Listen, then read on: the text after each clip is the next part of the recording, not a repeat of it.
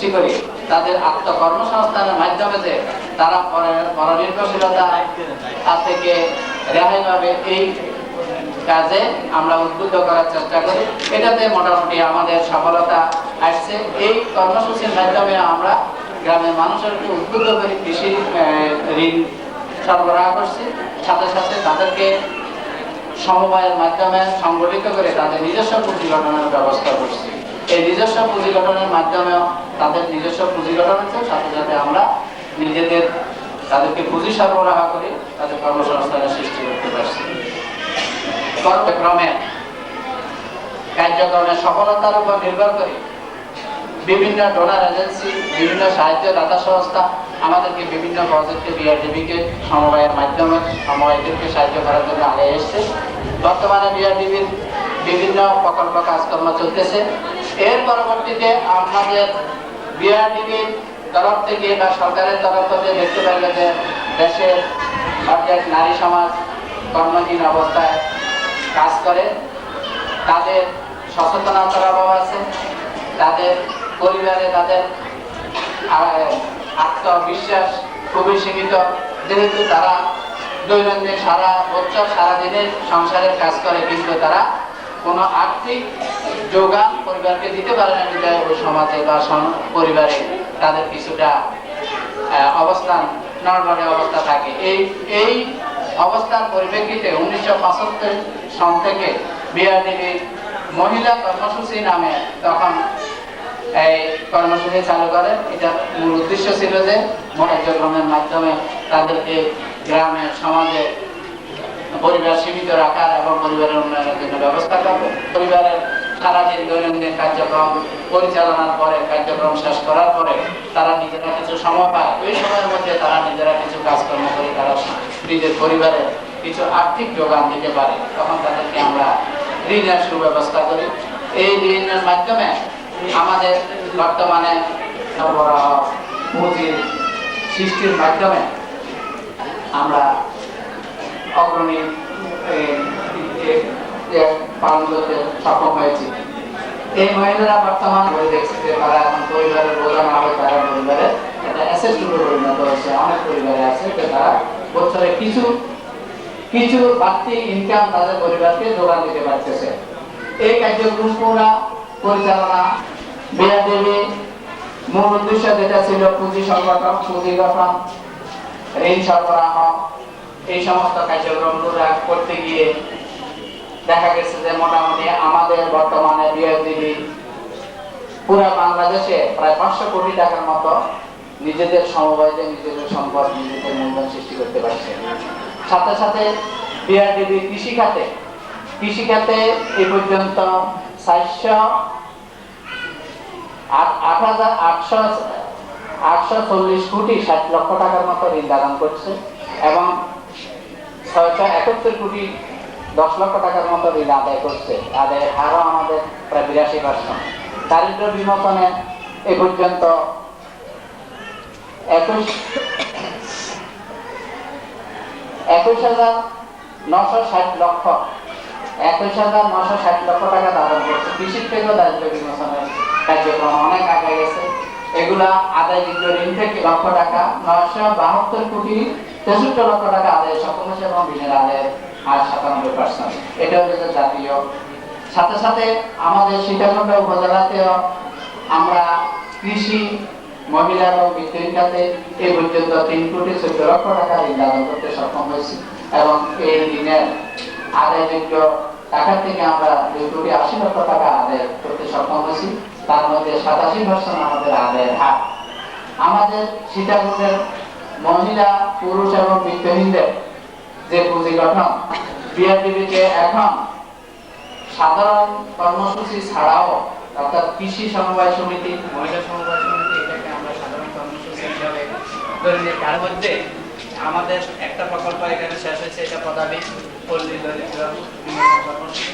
ওই প্রকল্প শেষ হওয়ার সাথে সাথে সীতাকুণ্ডে আরেকটা প্রকল্প বর্তমানে চালু অবস্থায় আছে। এটা হচ্ছে পল্লী জীবিকা প্রকল্প। এই প্রকল্প এখানে সাকসেসফুল, সফলতার সহিত পালিত হচ্ছে। আমরা সেই সেই হিসাবে পুরো বাংলাদেশে এখন 14টা প্রকল্প চালু আছে। এই প্রকল্পগুলা বাংলাদেশের অন্যান্য প্রকল্প মধ্যে আমরা বিআরডিবি যে প্রকল্পগুলো চালু আছে মোটামুটি এটা সফলতা অনেকটা প্রকল্পগুলো চালু আছে। প্রকল্প ছাড়াও সাধারণ কর্মসূচি চালু আছে। তাদের যে কস্ট বেনিফিট হিসাব করে দেখা যাচ্ছে বিআরডিবি প্রকল্পের বা বিআরডিবি কার্যক্রমের এটা কস্ট অনেক নিচে। অন্যান্য এনজিও গুলোর খরচ কস্ট বলতে 100 টাকা। আমরা এই বিআরডিবি কার্যক্রম চালু করতে গিয়ে আমরা শুধু সফল হয়েছি তাও আমরা এই দেশের খাদ্য উৎপাদনে প্রভূত এবং এখন চালু আছে চলবে। এটা আমাদের দেশের যেহেতু মানুষ আমরা এখনো দরিদ্র সীমার নিচে এখনো বাস করি, কিন্তু এটা সময় লাগবে। তারপরেও আমাদের অনেক ভুলভ্রান্তি দেখতে পারে না, এগুলোর জন্য অনেক সময় আমাদের কিছু ভুল ত্রুটি হয়। এই ভুল ত্রুটির মাঝে আমরা অনেকটা আগে যাব। আমি আমাদের এখানে যারা সমবায় বা সমবায় ছাড়াও আমাদের বিভিন্ন প্রকল্প বিভিন্ন জায়গাতে আছেন, যারা উপস্থিত আছেন, তাদেরকে অনুরোধ করব, তাদের প্রতি আহ্বান থাকবে আমরা যে পরামর্শগুলা বা যে প্রশিক্ষণগুলা দেওয়ার উদ্দেশ্য যে আমরা আমাদের আত্মসচেতনতা সৃষ্টি করা, পুঁজি সরবরাহের মাধ্যমে নিজের কর্মক্ষমতা সৃষ্টি করা, এটা যদি সততার সহিত নিষ্ঠার সহিত আমরা সবাই পালন করাতে পারি বা পালন করতে পারি, আমরা আমাদের দেশকে তথা সমাজকে কিছুটা উন্নত করতে পারবো। নিজের অবস্থার উন্নতি হলে সমাজের উন্নতি হবে, সমাজের উন্নতি হলে গ্রামের উন্নতি হলে ইউনিয়ন উপজেলা দেশের উন্নয়ন করতে। আমার বক্তব্য আমি এখানে শেষ করছি। আসসালামু আলাইকুম।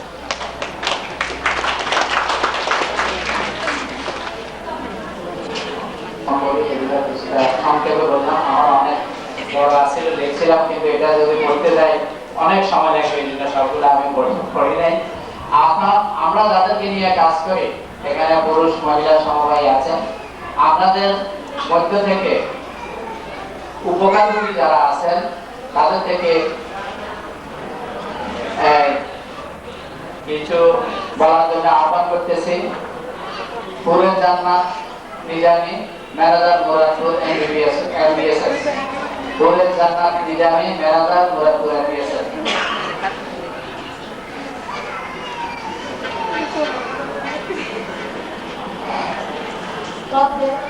সভাপতির মধ্যে উপস্থিত প্রধান অতিথি উপজেলা নির্বাহী কর্মকর্তা জনাব মহিবুল হক মহোদয়, ভূমি এবং উপস্থিত কর্মকর্তা, চট্টগ্রাম বাংলাদেশ সদস্যদের ভাই বোনরা, সবাই আমার সালাম দিবেন। আসসালামু আলাইকুম। আমি বিএফডিপি এর উক্ত প্রকল্প থেকে বিগত জুলাই মাস 27 তারিখে 5,000 টাকার ঋণ গ্রহণ করেছি। সেই ঋণ শুদ্ধভাবে কাজে লাগিয়ে সুযোগ সুবিধা দিয়ে থাকেন। বিশেষ করে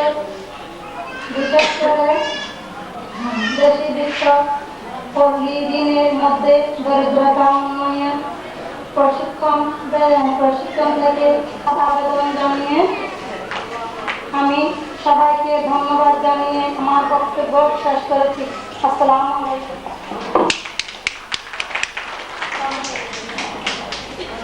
ধন্যবাদ পুরের জান্নাত নিজামী। এই পর্যায়ে আর কেউ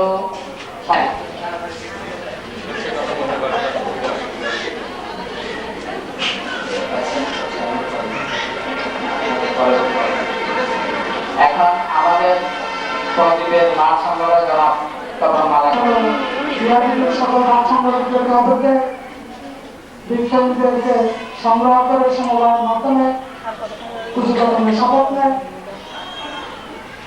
আজকের বিআরডিবির প্রতিষ্ঠা বার্ষিকী দিবস উদযাপন আলোচনা সভার সভাপতি আমি সভা উদযাপন করছি মানবাজার উপজেলা নির্বাহী কর্মকর্তা মহোদয়কে আমি শ্রদ্ধা নিবেদন করছি বিভিন্ন অফিস থেকে আগত কর্মকর্তা কর্মচারীবৃন্দকে এবং তাদের সাথে সাথে বিভিন্ন দূর দূরান্ত থেকে আগত সংগ্রাম সমিতির সদস্যবৃন্দ ভাই ও বোনরা, আপনারা সকলে বিআরটিভির পক্ষ থেকে তথা পল্লী জীবিকা প্রকল্পের পক্ষ থেকে আমার সালাম গ্রহণ করুন। আসসালামু আলাইকুম। আমার বক্তব্যের প্রারম্ভে আমি শ্রদ্ধার সাথে স্মরণ করছি দারিদ্র বিমোচনের স্বপ্নদ্রষ্টা এবং রূপকার আক্তার হামিদ খান মহোদয়কে, যার পদচারণার মাধ্যমে এবং তিনি চেষ্টা করেছিলেন বিদ্যাহীন লোকদেরকে কিভাবে পুঁজিবাদন করা যায় সমবায়ের মাধ্যমে। তারই পরিস্থিতিতে বিআরটিভি তথা আজকে যে সমস্ত এনজিওগুলো ওনার রূপরেখা ফলো করে গঠিত হয়েছিল, বিআরটিভি এমন একটি সংগঠন যার মাধ্যমে বিভিন্ন সদস্যদেরকে পেশাভিত্তিক প্রশিক্ষণ দিয়ে থাকেন। সেই পেশাভিত্তিক প্রশিক্ষণের মাধ্যমে পুঁজি নাই তার, রুচি নাই তার, পুঁজি আছে তার, রুচি আছে তার। আসলে এ কথাটি ধ্রুব সত্য। তাই শেষ পর্যায়ে আমরা চেষ্টা করছি এবং বাংলাদেশ পল্লী উন্নয়ন চেষ্টা করছি যাতে করে পল্লী জীবিকা প্রকল্পের আওতাভুক্ত যে সমস্ত সমবায় সমিতি রয়েছেন তাদেরকে বিভিন্ন ঋণ দানের মাধ্যমে যাতে করে একটু স্বাবলম্বী হয়। আমরা তো পুরোপুরি সেটা চেষ্টা পুরোপুরি অন্তরে আমরা সক্ষম নয়, তবুও চেষ্টা করছি। তো আমার একটি প্রশ্ন থাকবে, যাতে করে যারা আমাদের সুবিধাভোগী সমবায় রয়েছেন তাদের কাছে বিনীত আকুল আবেদন, আপনারা যথাসময়ের মধ্যে আপনাদের ঋণটি পরিশোধ করবেন এবং আপনাদের যে সমস্ত সঞ্চয় সাপ্তাহিক দেন সেটা আরো বাড়াবার চেষ্টা করবেন।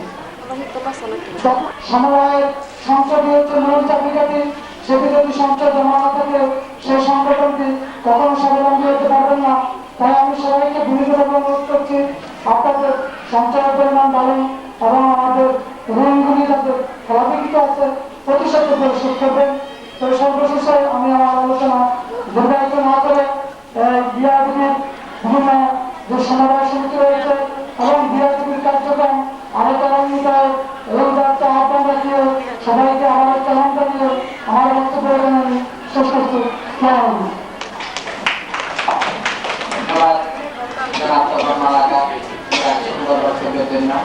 এই মধ্যে সমবায়ের মধ্য থেকে আর কেউ কিছু বলবেন? কিছু বলার জন্য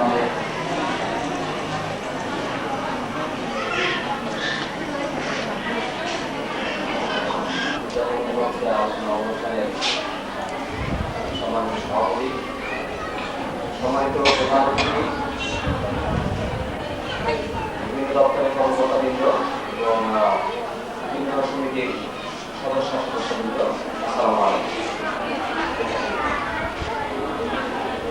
বিআরটিভির একটি সুসংগঠিত একটা প্রতিষ্ঠান, তার যে গুরুত্বপূর্ণ ভূমিকা আমাদের দেশের খেটে খাওয়া মানুষের পক্ষ থেকে এবং আপনারা যারা এই সুফল ভোগ করছেন তারা আপনারা সবাই সেটা নিজেরাই উপলব্ধি করছেন যে আসলে বিআরটিভির কতটা প্রয়োজন ছিল এবং কতটা প্রয়োজন আমাদের আছে। আমাদের দেশের লোকজনের পুঁজির বিরাট অভাব, বিআরটিভি বিরাট ভূমিকা। তদ্রূপ কৃষিখাতে যেটা আমাদের টেকনোলজি আছে কিন্তু সেটা প্রয়োগ করে সেটা কাজে লাগানোর জন্য পুঁজি দরকার, সেই পুঁজি নাই এবং প্রশিক্ষণের যে ব্যবস্থা সেটাও কিন্তু সীমিত। বিআরটিভি সে প্রশিক্ষণ প্লাস সেই প্রযুক্তি কাজে লাগিয়ে সবার উন্নতির ব্যবস্থা করছে। পাশাপাশি কৃষি পরিমাণে আমার এখানে কিছু ব্যবস্থা আছে। সর্বোপরি বিআরটিভি আমাদের সামাজিক জীবনের বিভিন্ন পর্যায়ে অন্যান্য বিরাট ভূমিকা রাখছে এবং আমি আশা করব যে এর কর্মগুলোকে আরো বিস্তৃতি লাভ করবে এবং আগামীতে খেটে খাওয়া মানুষ যারা এর সুফল ভোগ করছে তারা আরো উন্নতি লাভ করবে এই প্রত্যাশা ব্যক্ত করি। এই পর্যায়ে আমি সংক্ষেপে কিছু বলার জন্য আহ্বান করব আমাদের মহিলা কামনাথ বেগম কামনাথ ওনার অভিজ্ঞতা আলোচনা কিছু বলার জন্য।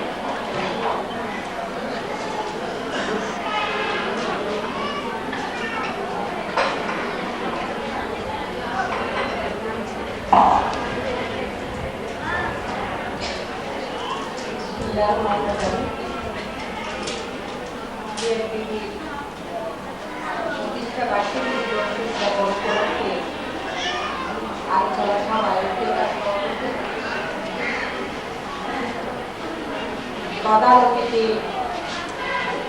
উপজেলা নির্বাহী কর্মকর্তা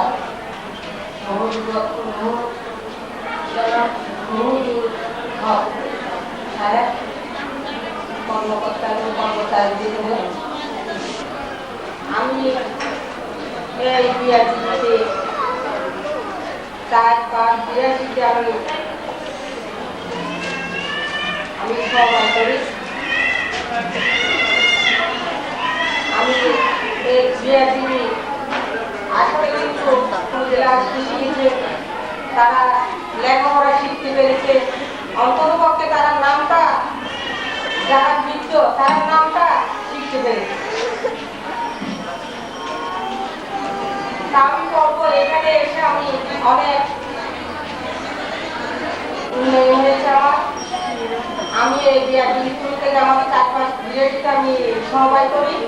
বিআরটিতে আমার 12 বিআরটিতে আমার রেজিস্ট্রেশন হয়। তখন থেকে আমি এখানে উপজেলা আমি মেম্বার ছিলাম, যেহেতু আমি মহিলা। এখানে বিআরটি আমার চোখ খুলে দেওয়াতে আমি এখানে এসে আমি মেম্বার হয়েছি এবং এপ্রিল মানে 89 সালে আমি দুটো রাষ্ট্র সফর করি, থাইল্যান্ড এবং ফিলিপাইন। তারপরে আমি এখানে ভাইস চেয়ারম্যান হই বিআরটিতে, তারপরে আমি চেয়ারম্যান হই এবং এইখানে যারা মহিলারা আছেন তাদেরকে সবসময় আমরা বিভিন্ন জায়গায় বিভিন্ন ইয়েতে আমরা প্রশিক্ষণের ব্যবস্থা করে দিয়েছি, প্রশিক্ষণ দিয়েছে তারা অনেক। আমি মনে করি আমি যেরকম উপকৃত হয়েছি, আমি মনে করি আমার সহবাহীরা সেরকম উপকৃত হয়েছে। এখানে ঋণ কর্মসংস্থান আছে, তারা গাড়ি চালক, হাঁস মুরগির খামার এবং আপনার বাংলা পশুপালনের উপরে, আপনার মৎস্য চাষের উপরে, মার্কেটের উপরে, স্বাস্থ্যের উপরে, তারপরে আপনার অনেক জায়গায় তাদেরকে পাঠানো হয়েছে। কুমিল্লা বাদে এবং কুমিল্লা জাহানারা কলেজ ইন্ডাস্ট্রিতে, আপনার কৃষি বিশ্ববিদ্যালয়, বিভিন্ন জায়গায় নিয়ে মহিলাদের অগ্রগতির জন্য, উন্নয়নের জন্য বিআরটি তাদেরকে উন্নয়ন করার জন্য সচেতন করেছে। তারা এখন সচেতন হয়েছে। আমি মনে করি তারা অনেক উন্নয়ন, পুরুষের পাশাপাশি তারা অনেক উন্নয়ন হয়েছে। তাছাড়া তো আরো যেন তারা উন্নতি করতে পারে, উন্নয়ন হয়, তাদের লোনের মাধ্যমে তারা লোন নিতেছে সবসময়। আমার মনে হয় আমিও পর্যন্ত প্রায় 8 লক্ষ ঋণ নিয়েছি। মহিলারা অনেকবার ঋণ নিয়েছে, ঋণ নিয়ে তারা সেলাই কাজে, সেলাই মেশিন তারা নিয়েছে, তারা উপকৃত হয়েছে এবং আমি উপকৃত হয়েছি। তা আমি আমার বক্তব্য বিক্রিত করবো, যেহেতু আরো অনেকজন আছে। আমি এগুলো আমার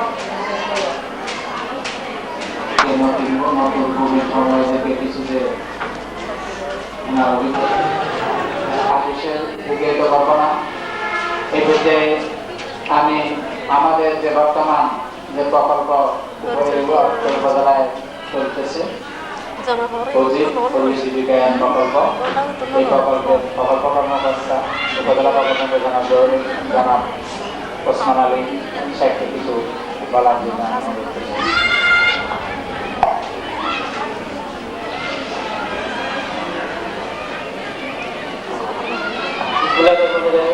সভাপতি সাহেব এবং বিভিন্ন দূর দূরান্ত থেকে আগত বিভিন্ন সমবায় সমিতির মা ও ভাই বোনেরা, আসসালামু আলাইকুম। হিন্দুদের জন্য নমস্কার। আমি বিআরটিভি কর্মসূচিতে নতুন জয়েন করেছি। আমার অভিজ্ঞতা খুবই সামান্য। সেই সামান্য আলোকে আমি পজিটিভ কার্যক্রম সম্পর্কে সামান্য কিছু আপনাদের তথ্য দিচ্ছি। সারা দেশে 152 আমাদের কাজ চলছে। রাজশাহী ও যশোর অঞ্চলে 82টি, ঢাকা ও চট্টগ্রাম অঞ্চলে 50টি, 70 এবং 152টি ভাবে কার্যক্রম পরিচালনা করে আসছে। বিআরটিভি একটি বৃহৎ সংগঠন। আমাদের দেশের জনসংখ্যা 70% প্রায় তাদের সমান নিচ্ছে। তাদের কথা বিবেচনায় এনে গ্রামের দরিদ্র, হত দরিদ্র মহিলাদের কথা চিন্তা করে প্রতিদিনের প্রকল্প উদ্ভব হয়েছে। সারা দেশে প্রায় আমাদের এই প্রতিদিনের প্রকল্প 5 লক্ষ মহিলাদেরকে ঋণ দিয়েছে এবং সফলভাবে এই কার্যক্রম গত 92 সাল থেকে হয়ে আসছে। এর আওতায় আমাদের সীতাকুণ্ড উপজেলায় সমিতি গঠন হয়েছে মোট 51টি, এবং পুরুষ সমিতি 7টি এবং মহিলা সমিতি 44টি। সদস্য সংখ্যা পুরুষ 161 জন, মহিলা 1081 জন, মোট 1242 জন। আদায়যোগ্য 6,63,000, মোট আদায় হয়েছে 5,86,000। মহিলাদের তৈরি সমবায় সমিতির ক্ষেত্রে বর্জ্য দাপন করা হয়েছে 58,83,000, মোট আদায়যোগ্য 38,11,000, মোট আদায় হয়েছে 35,85,000। আদায়ের হার 94%। কিন্তু আমাদের আদায় হওয়ার কথা ছিল 100%। আমি যে থানায় ছিলাম এর পূর্বে, সেখানে আদায়ের হার 100% ছিল, কিন্তু সীতাকুণ্ড থানায় আদায়ের হার অত্যন্ত নেমে যাচ্ছে দ্রুত গতিতে। এটা মোটেই কাম্য নয়। আপনারা কখনোই খেলাপি করবেন না। খেলাপি করলে পরবর্তীতে অনেক অসুবিধা হবে। আপনারা নতুন করে লোন পাবেন এবং আপনাদের ভাগ্য উন্নয়নের যে একটা সুযোগ এসেছে, এই সুযোগ থেকে বঞ্চিত হবে। তাই খেলাপিটা করে সময় মতো কিস্তি দেবেন এবং লোন পরিশোধ করে নতুন লোন দেবেন, এই আশাবাদ ব্যক্ত করে আমাদের সভা মোটামুটি শেষ পর্যায়ে। এখন আপনারা সীতাকুণ্ড উপজেলার উপজেলা নির্বাহী অফিসার জনাব মহিবুল হক সাহেব আপনাদের উদ্দেশ্যে কিছু বলুন।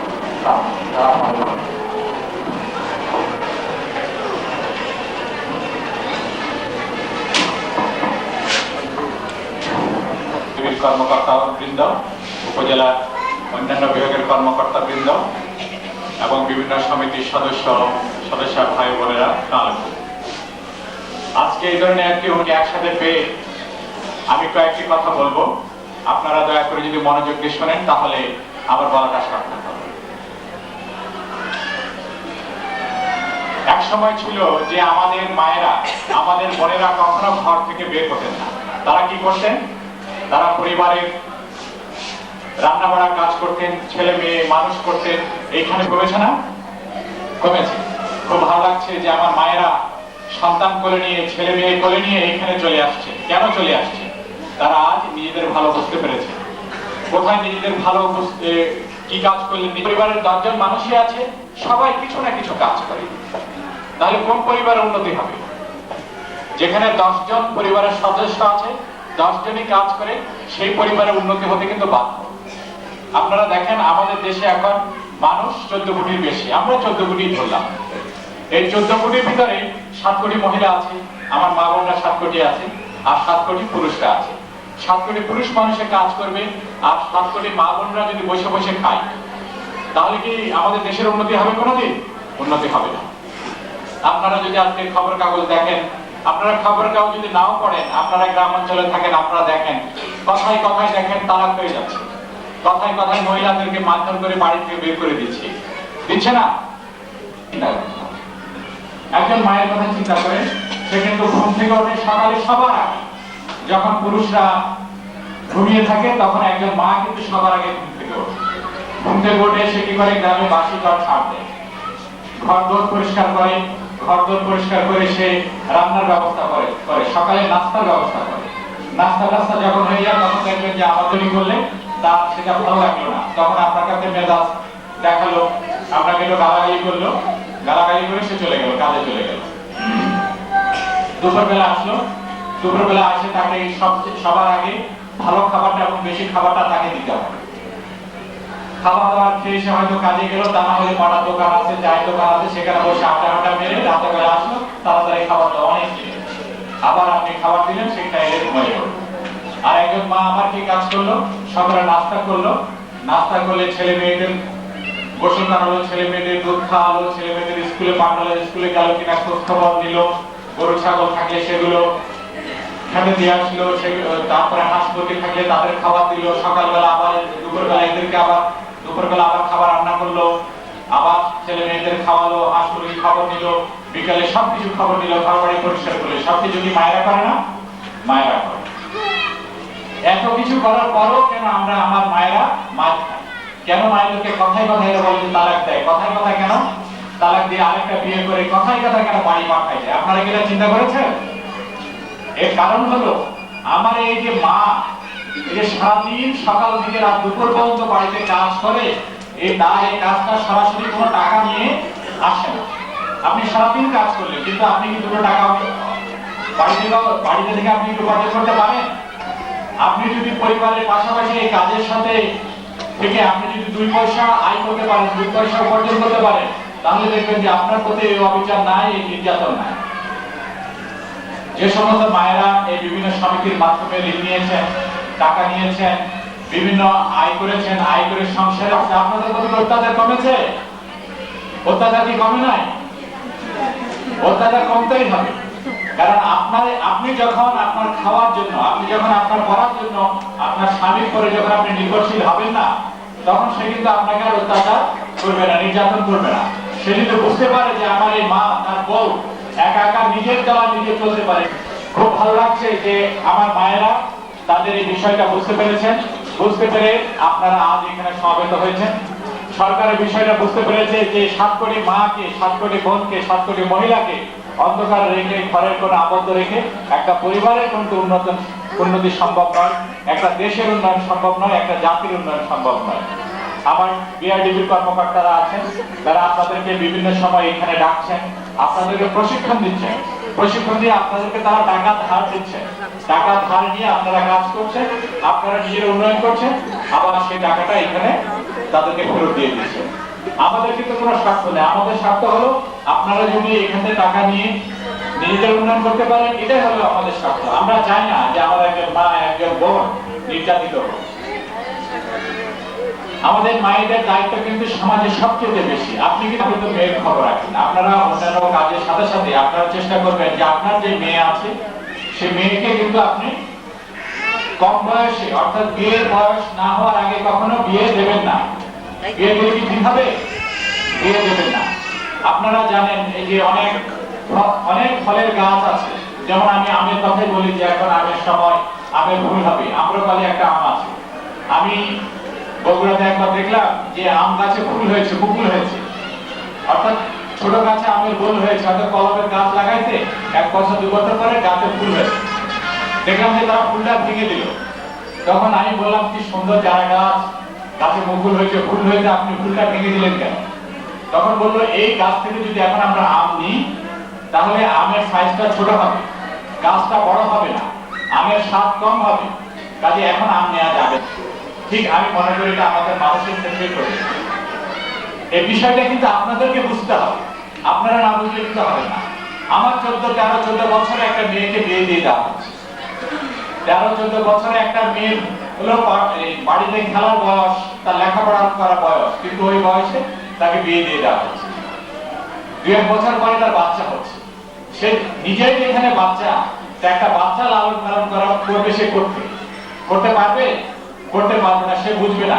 তারপরে একটা অত্যাচার করা হয়, একটা অবিচার করা হয়। আমাদের দেশের নিয়ম হলো যে সরকার 18 বছর আগে আমাদের দেশে বিয়ের বয়স হলো 18 মেয়েদের, যে 18 বছর আগে কোনো মেয়ে বিয়ে করতে পারবে না। আপনারাই বলেন, গ্রাম অঞ্চলে কি এটা মানা হয়? মানা হয়। আমি এই কথাটা এই জন্য বলছি, যেসব মায়েরা 18 বছর আগে মা হয়েছেন, আপনারা এখানে আসছেন, আপনাদের উপরে অত্যাচার হয়েছে, নির্যাতন হয়েছে, আমি এটা স্বীকার করি, কিন্তু আপনাদের মেয়েরা যেন এটা কখনো স্বীকার না হয়। আপনাদের কাছে আমি এই অনুরোধটুকু জানাবো, রাখবো যে আপনারা কখনো কম বয়সে আপনার মেয়েকে বিয়ে দেবেন না। আপনার মেয়েকে যদি বিয়ে দেন তাহলে আপনার মেয়ে ঠিক পরে ঘরে যে অত্যাচার, সে নির্যাতন এখনই সহ্য করবে। এটা কখনোই কাম্য হতে পারে না। আমারও একটা মেয়ে আছে, আমার মেয়ে ক্লাস 5-এ পড়ে। আমি তো কোনোদিন এই কাজ করতে দেবো না, আমার একটাই মাত্র মেয়ে। আমি সে মেয়ে এখনো, আমি বাড়িতে গেলে, আমি ফ্যামিলির ঢাকায় থাকে, বাড়িতে গেলে সে আমার গলা ধরে ঝুলতে থাকে। আমি একদিন তাকে গল্প বলেছিলাম যে আমি যখন ক্লাস 7-এ পড়ি তখন আমি আমার বাবার কোলে বসে, আমার বাবার কোলে আমি ঘুরে বেড়াইতে, বাবা আমাকে প্রায় কোলে নিতে ক্লাস 7 থাকা পর্যন্ত। এখন আমার মেয়ে আমাকে বলে যে আমি এখন ক্লাস 5-এ পড়ি, তাহলে তুমি আমাকে এখন কোলে নেবে না কেন? তুমি যদি তোমার বাবার কোলে ক্লাস 7 পর্যন্ত উঠে থাকো, তাহলে এখন আমাকেও কোলে নিতে হবে ক্লাস 7 পর্যন্ত। সেটা এখনো শিশু, ঠিক না? এটা সে বলতেই পারে। কাজে আপনাদের প্রত্যেকটা বাচ্চাও কিন্তু আপনারা এরকম ভাবে লালন করেন। আপনি কিন্তু প্রত্যেকটা বাচ্চাকে থেকে এরকম হলে ওই পরিমাণ ভালোবাসতে পারবেন। পারবে একজন বাবা? আমি ইচ্ছা করলে আমার মেয়েকে ওই পরিমাণ ভালোবাসতে পারবো না যে আমার স্ত্রী আমার মেয়েকে যত পরিমাণ ভালোবাসে। এটা কোনোদিন সম্ভব না। কাজে আমরা স্বীকার করি, একটা সন্তানের জন্য, একটা ছেলের জন্য বা একটা মেয়ের জন্য মায়ের দরদ সবচেয়ে বেশি, মায়ের ভালোবাসাটা সবচেয়ে বেশি। একজন বাবা চেষ্টা করলেও সেটা কখনোই পারবে। কাজে আপনাদের প্রত্যেকের এরকম সন্তান আছে, আপনারা এই ভালোবাসা দিয়ে ছেলে মেয়েদেরকে মানুষ করছেন। কিন্তু একটা মেয়ে যখন একটু বড় হলে আপনারা কি করেন? তাকে খাট ধরে পরে করে পাঠিয়ে দেওয়ার চেষ্টা করেন। ওই ঘরে যায়, সেই মেয়ে বুঝিয়ে কথা বলতে পারে না, শ্বশুরবাড়ির লোকজনদের সাথে সে তাল মিলিয়ে চলতে পারে না, পরিণামে সে অত্যাচারিত হয়, নির্যাতিত হয়। কাজে আপনারা কখনো দিয়ে দেবেন। আরেকটা কথা হলো যে আপনার স্বামীর সামর্থ্য আছে, আপনার নিজের যে সামর্থ্য, আপনি 1জন বা 2জন ছেলে মেয়েকে আপনি মানুষ করতে পারবেন। সেখানে কি আপনি 4, 5জন, 6জন ছেলে মেয়ে নিয়ে আসা কি ঠিক হবে? ঠিক হবে না। আপনি 4, 5জন ছেলে মেয়ে নিয়ে আসলেন, কিন্তু আপনি একজনও খাবার দিতে পারলেন। প্রত্যেকে দেখবেন যে এই শীতের সময় কারো পরনে কোনো কাপড় নেই, ল্যাংটা হয়ে সব ঘুরে বেড়াচ্ছে। তখন কি আপনার ভালো? আপনি 2টা ছেলে মেয়েকে নিয়ে আসেন, তাদেরকে আপনি ঠিক করে মানুষ করেন। আপনি একজন মানুষ করতে পারলেন না, আপনি খাওয়ার পর ছেলে মেয়ে নিয়ে আসলেন, তাতে কিন্তু আপনার কষ্ট হবে। আপনার একটা ছেলে বা একটা মেয়েকে যদি মা খাবার দিতে না পারে, তাহলে সে মায়ের মনে কি কখনো শান্তি আসবে? কখনো শান্তি আসবে। কাজে আমি আপনাদের ঠিক যে পরিমাণ ছেলে বা যে পরিমাণ মেয়েকে আপনারা খাওয়া দিতে পারবেন, পড়া দিতে পারবেন, লেখাপড়া শিখাতে পারবেন, মানুষের মতো মানুষ করতে পারবেন, ওই পরিমাণ ছেলে মেয়ে আপনি দুনিয়াতে নিয়ে আসেন। আল্লাহ আমাদেরকে বিবেক দিয়েছেন, বুদ্ধি দিয়েছেন, বলেছেন যে আমার বিবেক বুদ্ধি অনুযায়ী আমাদেরকে চলতে হবে, তাই না? আপনারা জানেন যে আপনারা মেয়েদেরকে অসহায়, এখন যে প্রধানমন্ত্রী তিনি একজন মহিলা না? তিনি একজন মহিলা, তিনি একজন প্রধানমন্ত্রী। এই প্রধানমন্ত্রীর অধীনে আমরা সমস্ত পুরুষরা কাজ করছি না? আপনারা বলেন, কাজ করছি। এর আগে যে প্রধানমন্ত্রী ছিল তিনি তো একজন মহিলা ছিল কিনা? আপনারা বলেন, তিনি ছিল। তাহলে মেয়েরা কেন পারবে না? মেয়েদের পক্ষে সমস্ত কাজ করা সম্ভব। আমরা যারা পুরুষ মানুষ, আমরা কিন্তু আসলে মেয়েদেরকে ঘরে আবদ্ধ করে আছি। আমরা বলি কি, আপনার অত্যাচার করা যায় না, নির্যাতন করা যায় না। এই মেয়ে অত্যাচার, নির্যাতন চোখ বন্ধ করে, মুখ বন্ধ করে শোনে, সে বউ ভালো, সে মহিলাই ভালো। এটাই অনেক পুরুষরা মনে করে। আসলে কিন্তু এটা হওয়া উচিত নয়। আমি যখন আমার একটা মেয়েকে, যখন আমি যখন আমার ওয়াইফকে অত্যাচার করে, নির্যাতন করবো, তাহলে আমার মেয়েটাও তো আরেক পর্যায়ে অত্যাচারিত হবে, নির্যাতিত হবে, হবে না? হবে। কাজে এটা তো আমরা কখনো চাইবো না। আমাদের বর্তমান সরকার, আমাদের বর্তমান প্রধানমন্ত্রী আমাদের মেয়েদের ভাগ্য উন্নয়নের জন্য, আমাদের মায়েদের ভাগ্য উন্নয়নের জন্য আন্তরিকভাবে সচেষ্ট। কিন্তু তার জন্য আপনাদেরকে চেষ্টা করতে হবে। আপনারা তো জানেন, অধিকার কেউ কোনদিন কাউকে দিয়ে দেয় না। আপনার অধিকার আপনাকে নিজেকে ছিনায় আনতে হবে, আপনার অধিকার আপনাকে নিয়ে আসতে হবে। আর যারা আপনারা অনেক যে সমস্ত মায়েরা এখানে শপথ হয়েছেন, আপনাদের স্বামীরা এখন অনেকে রাজি হয় না, কিন্তু অনেকটা শিখেছেন যে আপনাদের অধিকার, আপনাদের দাবি, আপনাদের কর্তব্য, কি করা উচিত, কি করলে আপনার ভালো হবে, কি করলে আপনার মন্দ হবে। আপনি যদি ওই ঘরের ভিতরে থেকে যেতেন, তাহলে কিন্তু আপনি বুঝতে পারতেন না। আজ এখানে এসে আপনারা প্রশিক্ষণ নিয়েছেন, আরেকজন মায়ের সাথে আলোচনা করেছেন, আরেকটা বোনের সাথে আলোচনা করেছেন, নিজেদের সাথে আলোচনা করেছেন। আমাদের কর্মকর্তারা আছে, আমাদের কর্মকর্তারা আপনাদেরকে প্রশিক্ষণ দিয়েছেন। এই প্রশিক্ষণ নেওয়ার ফলে আপনাদের চোখ খুলে গেছে, আপনাদের অনেক জ্ঞান বেড়েছে। আপনাদের স্বামীরা আগের মতো কথায় কথা আপনাদেরকে অত্যাচার করতে পারেন। একসময় গ্রামের নিয়ম ছিল কি, একজন মাকে যদি বলা হবে হ্যাঁ তোমাকে তালাক দিলাম, 1 তালাক 2 তালাক 3 তালাক বা তালাক হয়ে যেত না?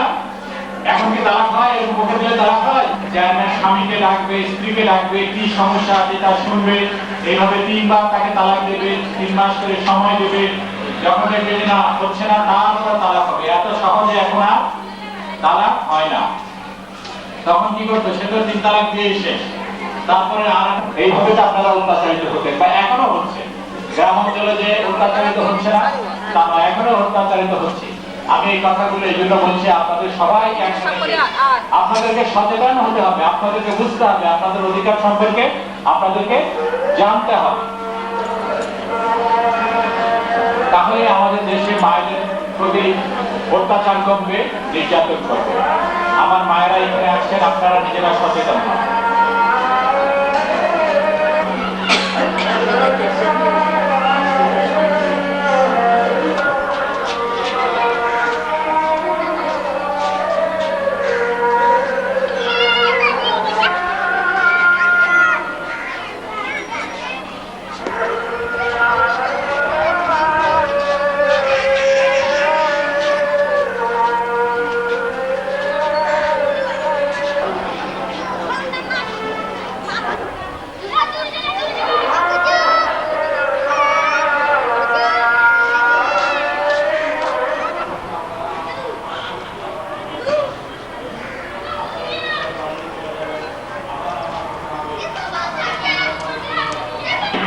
আমাদের গ্রাম অঞ্চলে শিক্ষার জন্য অনেক ব্যবস্থা নিয়েছে।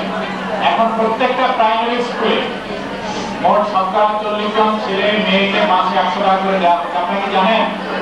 জানেন তো? আমাদের বই নেয়, আপনাদেরকে বই দেওয়া হচ্ছে। বই দেওয়ার পরে তখন আপনারা বলা শুরু করলেন যে আমার ছেলে মেয়েকে যে খাতা কিনে দেবো, কাগজ কিনে দেবো, কলম কিনে দেবো, টাকা নাই।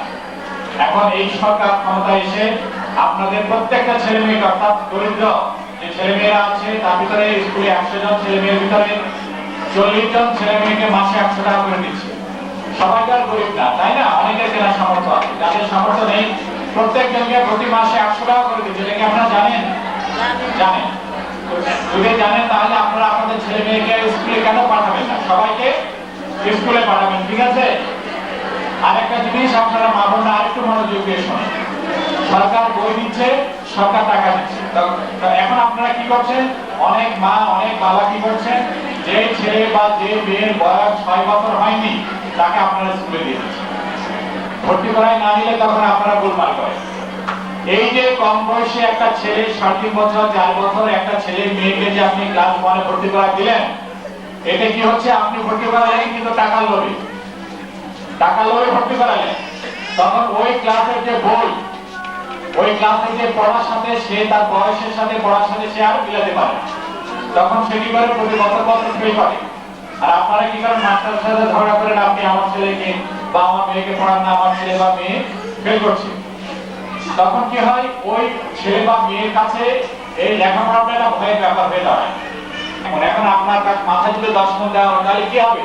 আপনি চ্যাপ্টা হয়ে যাবেন, মাটিতে শুয়ে পড়বেন। ওই ছেলে মেয়েকে কম বয়সে যখন স্কুলে দেওয়া হয় তখন সে আর লেখাপড়ার সাথে তাল মিলাতে পারে, কাজে তখন সে স্কুলে আপনারা জোর করে তার স্কুলে পাঠাতে পারেন না, তখন সে লেখাপড়াকে ভয় পায়। আপনারা কি আমার কথাটাকে বুঝতে পারেন? কাজে আমি আপনাদের কাছে অনুরোধ জানাবো যে 6 বছর আগে কিন্তু আপনারা আপনার ছেলে বা মেয়েকে স্কুলে পাঠাবেন। আপনি 6 বছর আগে যদি ছেলে বা মেয়েকে স্কুলে পাঠান তাহলে ক্ষতিটা কিন্তু আপনার ছেলে মেয়ে লেখাপড়া শিখবে না, লেখাপড়া করতে পারবে না। আমরা দেখেছি, আমরা বিভিন্ন সময় বিভিন্ন হাই স্কুলে গেছি, ক্লাস 6-এ যে সমস্ত ছেলে মেয়েরা পড়ে আমি দেখেছি তাদের 3-4 বয়স হয়নি, অথচ সে ক্লাস 6-এ সে পড়ে এবং লেখাপড়া সে কিছুই জানে না, নিজের নামটা বাংলাতেও পারে না, ইংরেজিতেও লিখতে পারে না। আর বর্তমানে হাই স্কুলে অটো প্রমোশন, আপনারা জানেন ক্লাস 3 পর্যন্ত মনে হয় অটো প্রমোশন, ফেল করো পাস করো তাকে প্রমোশন দিতেই হবে। আপনারা কি আমার কথাটা বুঝতে পেরেছেন? কাজে 6 বছর আগে ছেলে মেয়েকে স্কুলে দেবেন না, এবং স্কুলে দেওয়ার পরে স্কুল থেকে ক্লাস নেওয়ার জন্য টাকাও দিচ্ছে। কাজে এই সুযোগগুলো আপনারা নিজেরা গ্রহণ করবেন। নিজের ভালো কেনা বুঝে বলেন, আমরা প্রত্যেকে নিজের ভালো বুঝি, কাজে আমি মনে করবো আপনারা নিজেদের ঘরগুলো আপনারা বুঝবেন। তাহলে মনটা টাকা দিতে হয় আমাদের এখানে তো দেয় না। আপনি এই মিটিং শেষে আপনি আমার কাছে আসবেন, কোন স্কুলে 50 টাকা দিয়ে ওই বাচ্চাকে আমি ধরে নিয়ে আসবো এবং ওই টাকা দিতে সে বাধ্য। আমরা 100 টাকা, আপনি কোন স্কুলের কথা বলছেন? আচ্ছা, তো আপনি যাবেন না। এই অনুষ্ঠান শেষ করার পরে আমি দোতলায় আমার অফিস আছে, আপনি দোতলায় আমার অফিসে আসবেন, ঠিক আছে? আছেন যারা 100 টাকা করে পেয়েছে ছেলেমেয়েরা,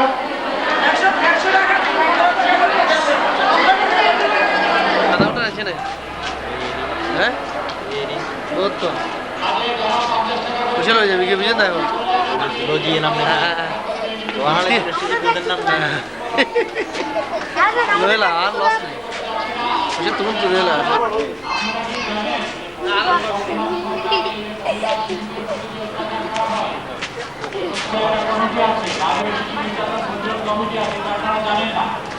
আমি হলাম এই কমিটির সভাপতি। আমাদের কর্মকর্তা তিনি হলেন আমরা ওই স্বামীকে আমরা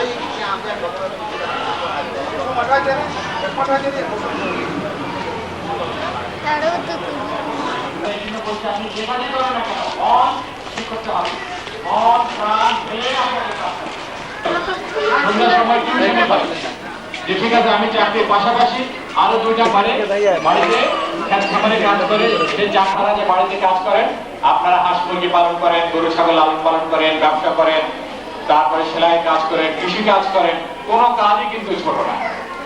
আপনারা এই সমিতি করে আমরা চাকরি করে যে পয়সা পান তার চাইতে বেশি পয়সা, বেশি টাকা আয় করতে পারবেন, শুধু আপনাদের ইচ্ছা থাকবে না।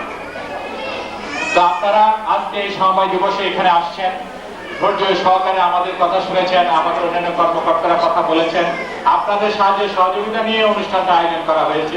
তা না হলে সরকারের কোনো আর্থিক সাহায্য সহযোগিতা ছিল না। আপনারা টাকা পয়সা দিয়েছেন, টাকা পয়সা দিয়ে আজকে অনুষ্ঠানটা করার জন্য সাহায্য সহযোগিতা করেছেন। আমি আপনাদেরকে ধন্যবাদ এবং কৃতজ্ঞতা জানাই।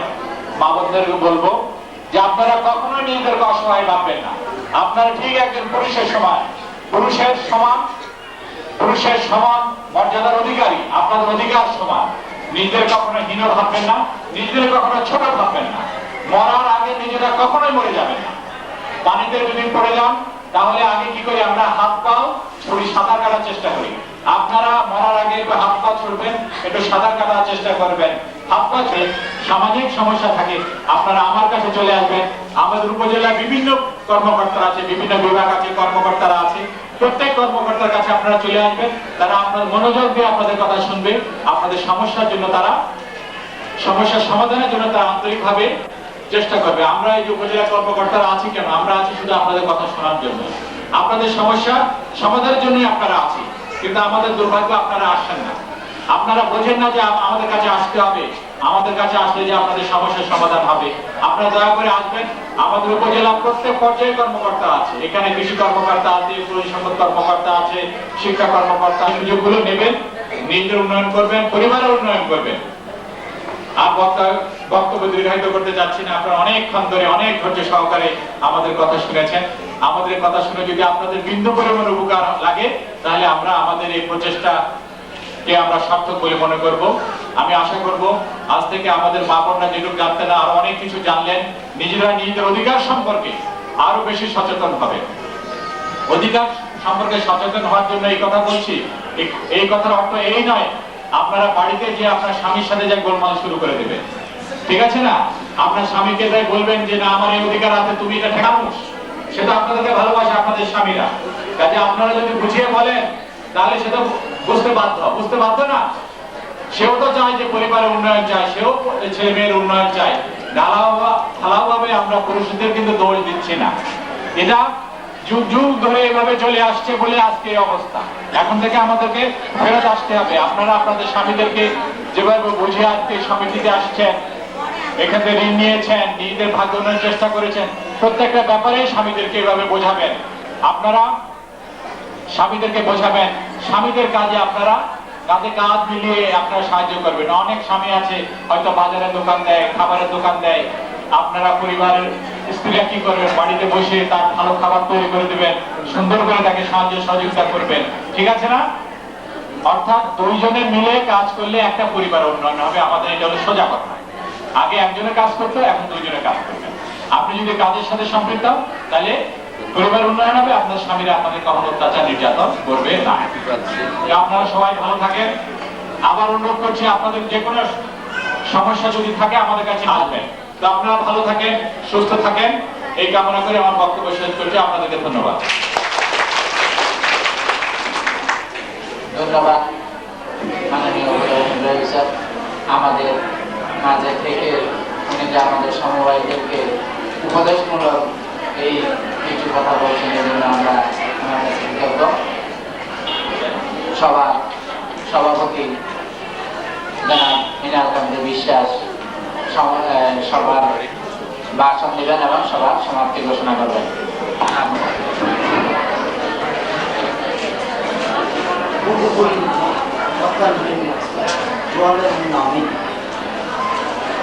বিশ্বনবীর বলছি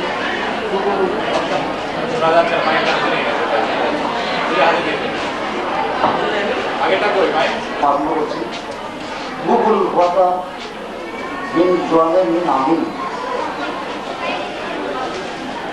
সদস্যের প্রতি ইমানের অঙ্গ। আজকে মন্ত্রিসভা জাতীয় পরিবহন দিবসে আমার মা ও বোনেরা এবং স্নেহস্পদ আমার ভাই ও বোনেরা এবং সামনের সারিতে উপজেলা সম্মানিত শ্রদ্ধাস্পদ কর্মকর্তাবৃন্দ এবং কর্মচারীবৃন্দ, প্রত্যেকে আমার আদাব এবং নমস্কার জানলেন। আপনারা সব কিছু শুনেছেন, তথ্য সরকারও শুনেছেন। এখানে আমার তেমন কিছু বলার নাই, তারপরে তিনটে কথা না বলতে হয় না। আজকে এই মহোৎসভার যারা এখানে যে আয়োজনটা করেছেন তাদের কাছে আমি কৃতজ্ঞ। এবং আজকের এই মন্ত্রিসভায় আমি সভাপতির যে আসন গ্রহণ করেছি, এটার জন্য আমি আমার পরবর্তীকার কাছে এবং আপনাদের কাছে আমি আজীবন কৃতজ্ঞ চিত্তে স্মরণ রাখছি। কারণ এই সবার সম্মানিত চেয়ারের যে অলঙ্কিত আমার সেই যোগ্যতা নেই, তারপরও আমি বলবো এটা আপনাদের যে গুরুদায়িত্ব আমাকে যে অর্পণ করেছেন, এই যে সভাপতি, এটা আমি আপনাদের কাছে কৃতজ্ঞ। এবং এই দায়িত্বটা আমি কতটুকু পালন করতে পেরেছি বা পারছি সেটা আপনাদের উপর। এই সরকারের যে জাতীয় প্রোগ্রাম, যে আজকে পল্লী উন্নয়ন জাতীয় দিবস, এটা খুব অল্প সময়ের মধ্যে এটা আপনার আমাদের শ্রদ্ধেয় যে পল্লী উন্নয়ন অফিসার মিস্টার সাহেব, ওনার একক প্রচেষ্টায় এবং পল্লী উন্নয়ন আপনাদের এই প্রতিদের শ্রদ্ধেয় অফিসার ওসমান আলী সাহেবের নেতৃত্বে এবং আমার শ্রদ্ধাস্পদ যে প্রধান অতিথির, যে আমি নাম মেনশন করছি না যেহেতু আমি স্যার হিসাবে সম্বোধন করি, কারণ আমার শিক্ষার বৈশিষ্ট্য হলো যে সম্মান দেওয়া। আমি ওনাকে আমি স্যার হিসেবে যেহেতু আমি সম্বোধন করছি এবং করি, সেখানে নাম উল্লেখ করলাম না। যাও আপনাদের প্রচেষ্টায় শান্তির সহযোগিতায় আজকে যে মহতি অনুষ্ঠান হয়েছে, এই জন্য সবার প্রতি আমার আন্তরিক কৃতজ্ঞতা জানাচ্ছি। এবং আপনারা যেন সবাই যেন পরম পিতার কাছে আমার একটা প্রার্থনা যেন আপনার জন্য সবাই যেন সুস্থভাবে থাকেন, এই কামনা করে আমি আজকে এই সভার সমাপ্তি ঘোষণা করছি। ধন্যবাদ। ধন্যবাদ সম্মানিত সভাপতি স্যার ওনার বক্তব্যের জন্য। আমরা সামান্য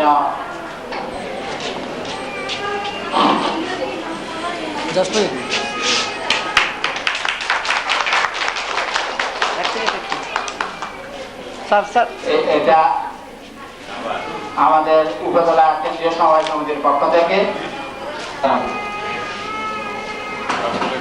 আমাদের দুইটা সংগঠন জানিনা দুই সংগঠনের তরফ থেকে সম্মানে আমি আমার দোষ ত্রুটি যতটুকু আছে ততটুকু ক্ষমা চেয়ে নিচ্ছি, কারণ এই অনুষ্ঠান বা এই সভা বিয়ে গোষ্ঠী দিতে পারি নাই, যার জন্য আমি আন্তরিকভাবে দুঃখিত।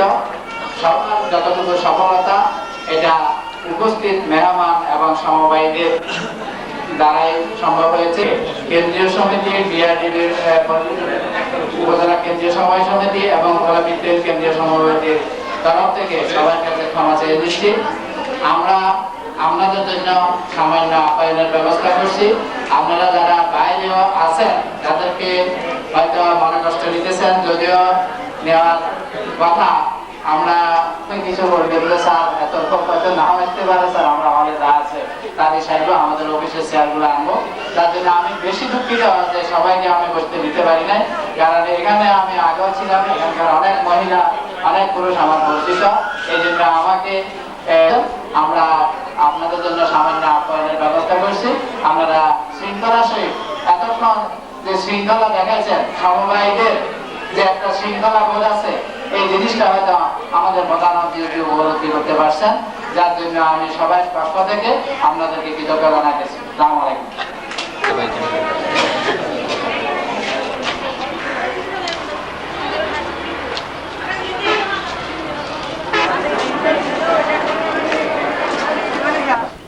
ঠিক আছে।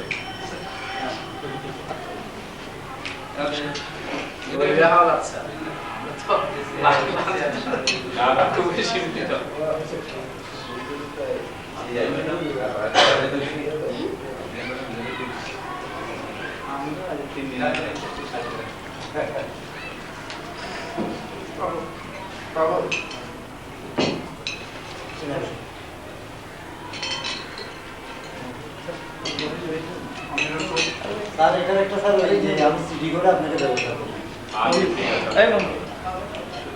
পিকনিকের সিডি কি হলো? আর বিষয় স্যার আমাদের মনামের না না সাথে ভাই না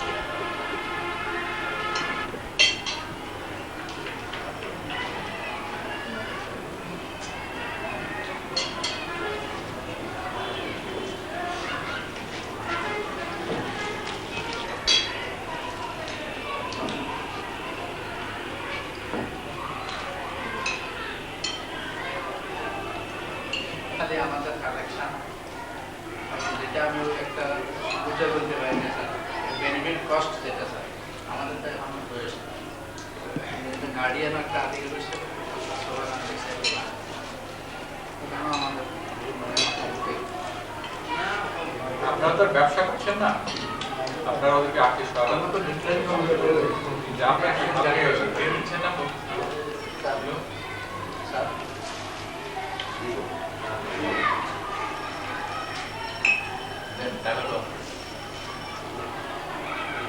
আপনাকে তো অনেক টাকা, আমাদেরকে তো টাকা, আমাদেরকে তো অনেক টাকা আবার লেখা করে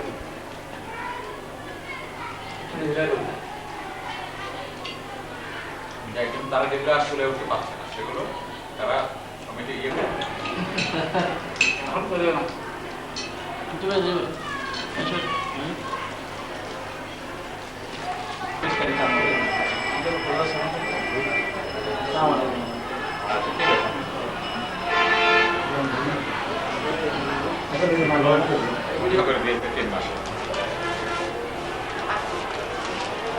আমাদের যে ব্যবস্থাপনা কমিটি আপনাদের রাখেন না, এটা কি কেউ শিকার জন্য না দিছে না, এটা পাইছে ঠিকানকে মানসিক টর্চার। না, এটা বললে তো হবে না। প্রতিরোধ করবে না, 300 টাকা করে দেওয়ার কথা সেখানে 150 টাকা করে গরিব মানুষের টাকা পয়সা তো আসলে নেওয়া উচিত না। হয় করে না, এটা তো করলে তো হবে না। সবগুলো নেবেন এখান থেকে ওই দিক দিয়ে পিছনে সবগুলো এটা তো করলে তো হবে না। অবশ্যই এটা বলুন, আমি এটা চাচ্ছি, আমি অভিযোগ চাচ্ছি।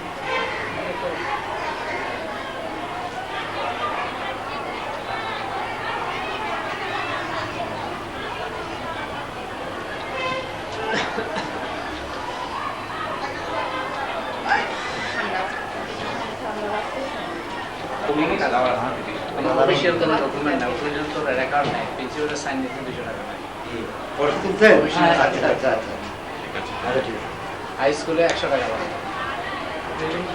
এই টাকাটা নেওয়ার কোনো যুক্তি নেই। না, আপনারা কেউ কিছু যদি না বলেন, আপনারা সচেতন নাগরিকরা যদি না বলেন, পারা যায় না স্যার, মেয়েদেরকে খুব কষ্ট হয়। এটা বললেই হলো টর্চার করে। টর্চার করুন, কত করে যদি ছেলেমেয়েরা করা যায়, আমি নিজে না বলি নার্ভাস ফিল করে, তোর বাবা তো মনে অভিযোগ করছে 10 টাকা কেটে রাখুক, আমি কিছু বলবো না। এখানে অভিযোগ 150 টাকা।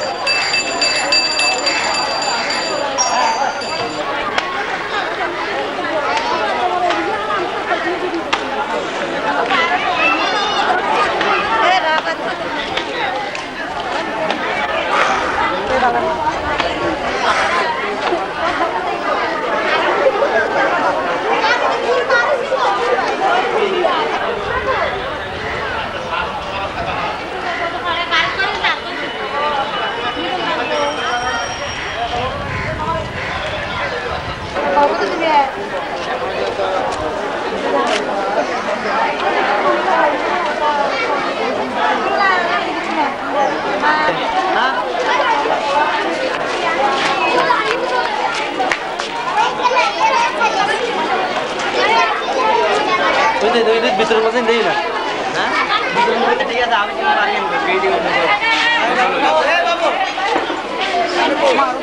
চলি বাবা।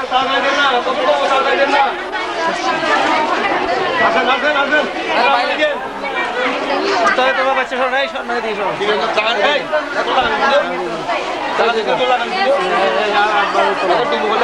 ভিডিও করা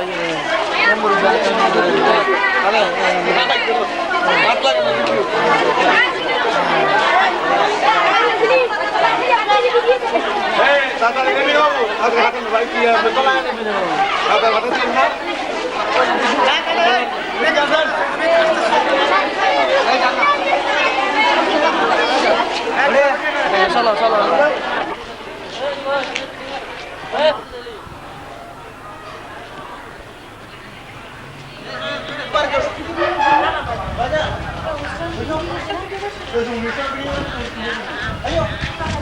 Baca ya salam.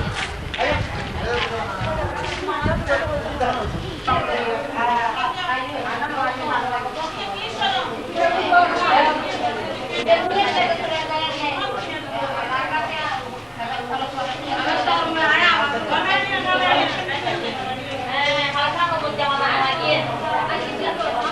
তারপরে বইটি তুলো আর বিল্ডিং এর গতি পড়লি নম্বর মানে তুলো লাগে নিন থাক রেকর্ড থাক হ্যাঁ কইছি আমি ভিডিও কথা তারা ফোন করতে করতে তারপরে তোরা এটাই উত্তম কে বড় ইয়ার হ্যাঁ কাজের টিম ভালো হলে বাইরে ধরা যায় বলে তো সিটি করলে কত দিন তো শেষ হয়ে আসেন আসেন আসেন আপনাকে নিয়ে একটু দূরে আসেন এখানে আপনাদের অভিধানের কাছে দিবেন এই অভিধানের উপরে পাঠাই দেন তাহলে হ্যাঁ যাবো আর কি হ্যাঁ আমার রুমের একটা চলে যাবো হ্যাঁ আমার রুমের একটা চলে হ্যাঁ সুপার তো ছাত্র সবাইকে আমরা শেষ করব বলবে কিছু লাগেন না হ্যাঁ লাগে ওই নাম্বারটা না না বলবে দিবা যা বলবে দিকে আরে দিবা আরে দিকে আসে আগে বসে বাইসে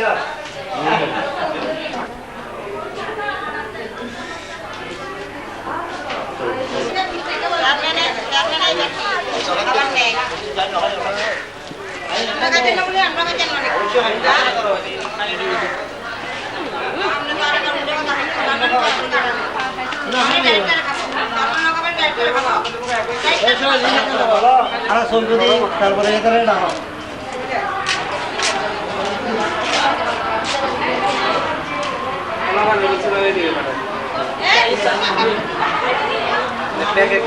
করা যে 500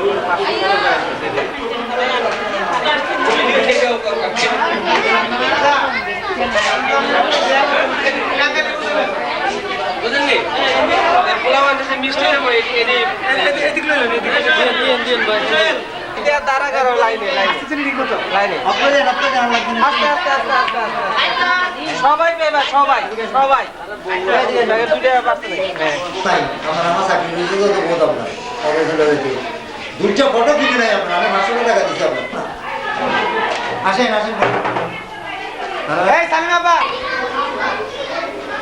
অর্ডার গেল ব্যস্ত প্যাকেটগুলো দিতেছে তো তুমি আমার ভাই রেখা তুললাম আরাম নেই আরে ওর টাকা কাজ না আমরা পয়সা তো দাও আইডিয়া কাজ নেই মাইয়া একটা ছেলে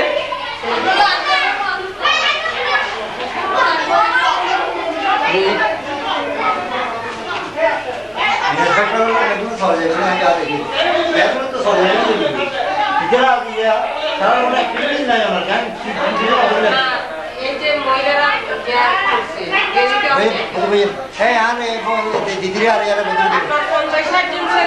মহিলা ইয়া করিয়ে লই আগুলো গেলে যাক না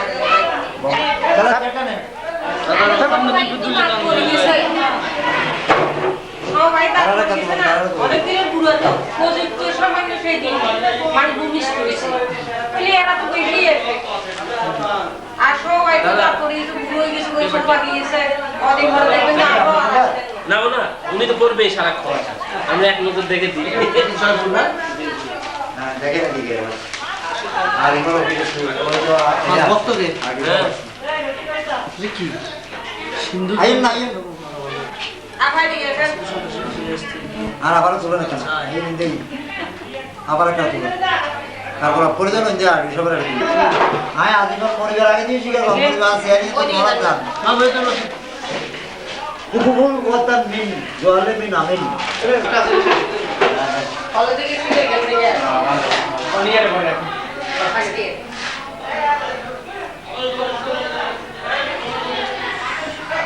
অনেক জিল্লা পরিবার না দাঁড়িয়ে হ্যাঁ আসলে সময় না শেষ হয় না তো শেষ শেষ না শেষ করবো পরে করবো না শেষ তো এটা দিন লেগে লাগিস কয়টা আছে আল্লাহ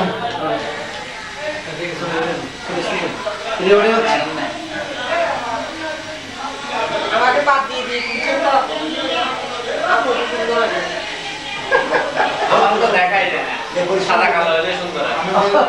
আরে আচ্ছা আপনাদের সাদা কালো হলে সুন্দর হয়। কতগুলো তুলছিলেন আমি ওই যা সুন্দর কথা হলে ওই দিন আমরা এর জন্য মিটিং করছিলাম তো আমরা এসেছিলাম। না না আমি কি বলছি আর তো কাগজে রেখেছি এইগুলো কি সমাধান সরকার কোন সমিতিটা চলে বলেন এমনি সারা বাংলাদেশে 11 লক্ষ সবাই ছিল এখনো আর খালা দিয়ে ঘটনা তুলো বুঝলি একটা সংখ্যা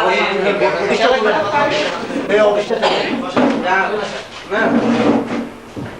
যাক শৌখিন লোক পেয়েছি একটা না আপনার এই যে আমি সিটি করে আপনার এদিকে যাবো তো আমি বলছি তো আপনার টিনো সামনে যাবো আপনার প্রধানমন্ত্রী বলছেন না আমারও নাই আমি আনতে দিচ্ছি না এটা কালকে আমরা এই যে কালকে লিস্ট করে ফেলছি আমি এনে যাবো আপনার ঠিক আছে তাই আপনি আনে সেটা আমরা মানে কেনার জন্য লিস্ট করছি।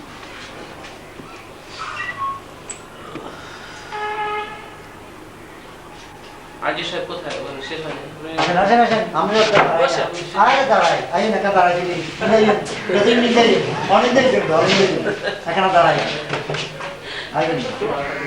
ওখানে তো আমাদের র্যালিতেও নাকি হ্যাঁ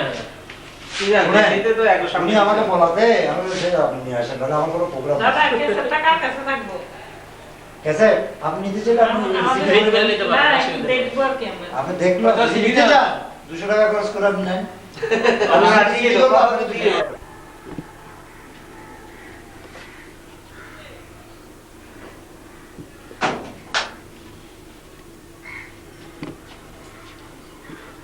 ক্লোজ আপ একদম মানে তোমার ইয়া পোর্ট্রেট লো তো একদম যত সামনে লইতে রো ঠাকুরের ফটো যত সামনে লইতে রো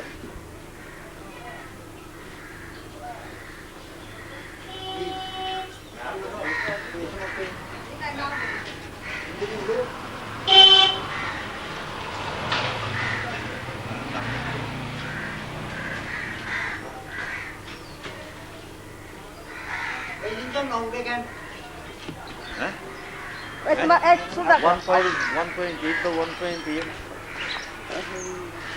মাছ চশমা দিলাম না গ্লিস মারে না তা তো সত্য করে তুমি যে কইতাছো কিভাবে আর মাস ধরে আছে বুঝলো বলে যে খারাপ কি সত্য কথা কেমনে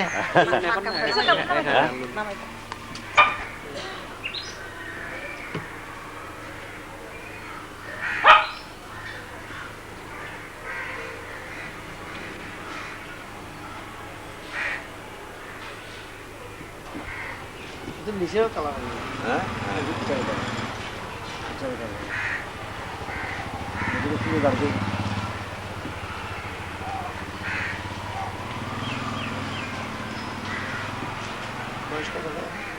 না মার সাদাত মারে আসলে বাপে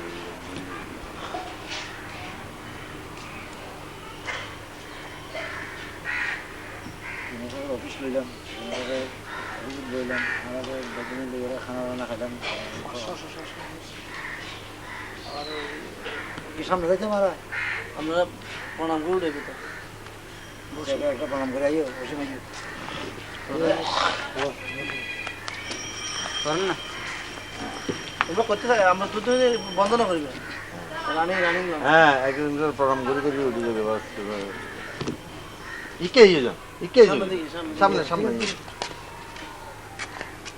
ও ঠাকুরের প্রণাম করো ওকে মারা প্রণাম করো এই মূর্তি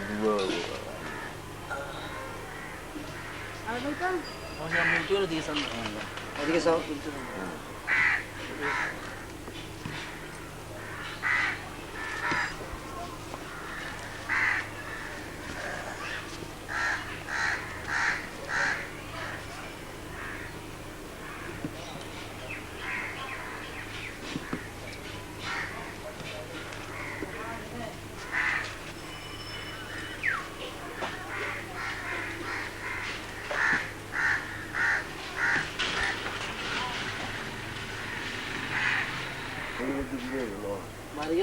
নাহলে ফিসিদি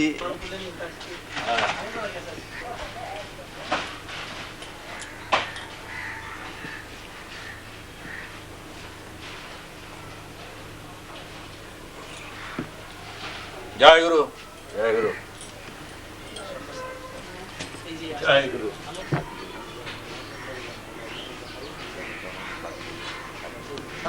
এই জায়গা কে তখন এই বলো সেনা নাকি হ্যাঁ এদিকে কোন সেনা তোমরা তিনজন রক্তরে দেখো জিন্দেই আই আই এদিকে যার ভূমিকে শীতে মনে করা মানে তোলা তোলা যদি ফরস্থান বলা যায় এক ধরনের ওই যাই সে করে এই দুটো না যায়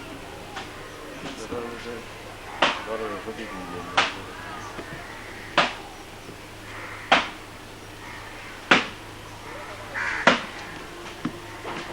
আর বদিরে কানা দেখান আর মারে কানা দেখান এক চেয়ারম্যান কেন্দ্রীয় সমবায় সমিতির মিসেস মিনু ভূমি মিনু ভূমি আমাদের বদি এই কথাগুলো উঠবে হ্যাঁ হ্যাঁ ঠিক আছে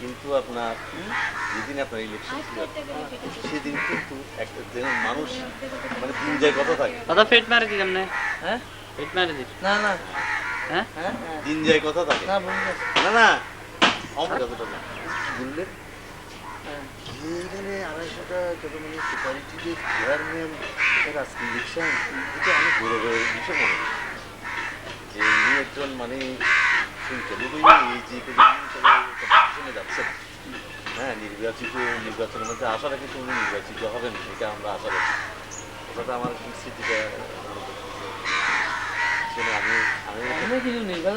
হ্যাঁ সবু দেখলো আমি তো বেশি খুশি হয়েছি কুলুদা যে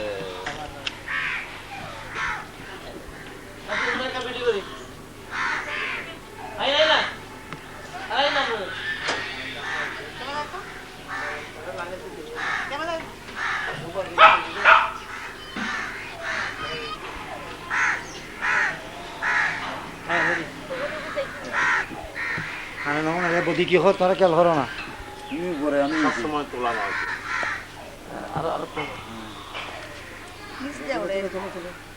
তিনি করে নেব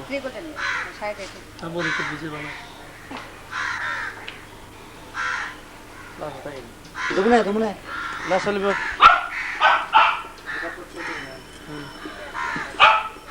ঠিক আছে নে কি মাথা ভিতরে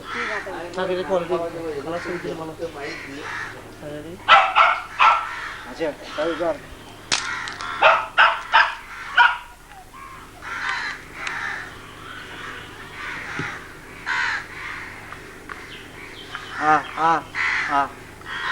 হাই